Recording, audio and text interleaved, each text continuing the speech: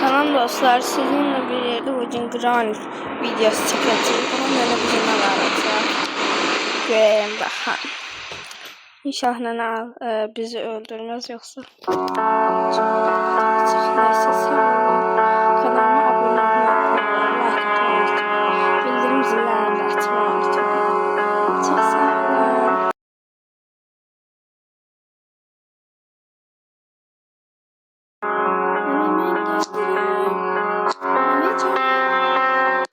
Neven gelir.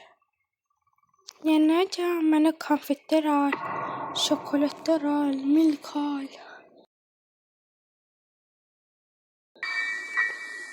Stresle oyunu da var.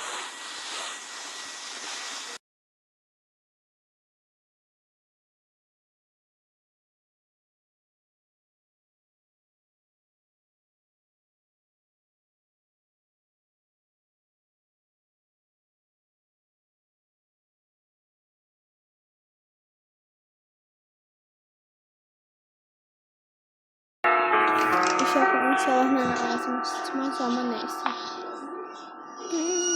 Korkuram. Ama cesaretimizi bir qırağa koyup qapını açırıq. Nenenin yanına gedirəm. Neneciğim.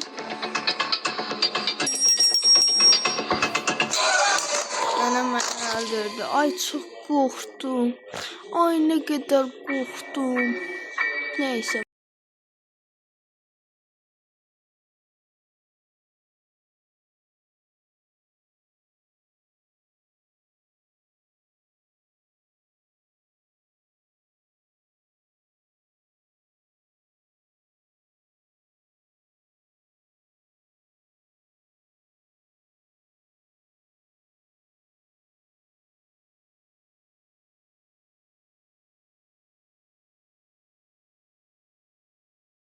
Nene qurban ol mənə.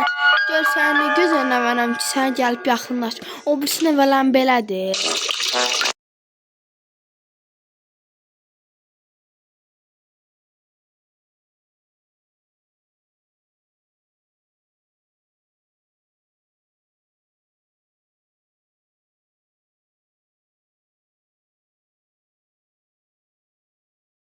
Dostlar bağışlayın reklam için.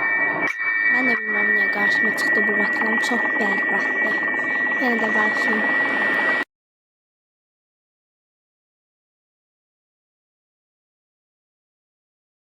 Oğlum sana ailenem.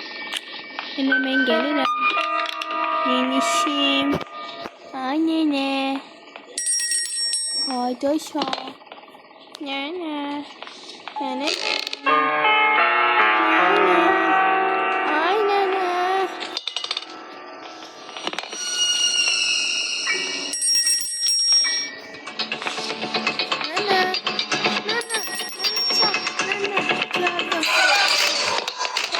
Nene birbirimize aynı qovuşduq eyvallah.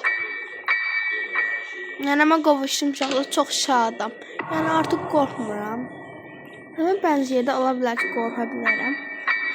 Amma neysə, yəni belə qorxmuram. Görün yəni çox qorxmuram nənə.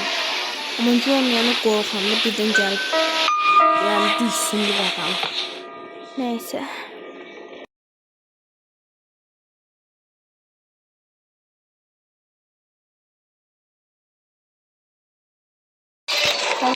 Nənə yenə gəbərtdi amma neysə.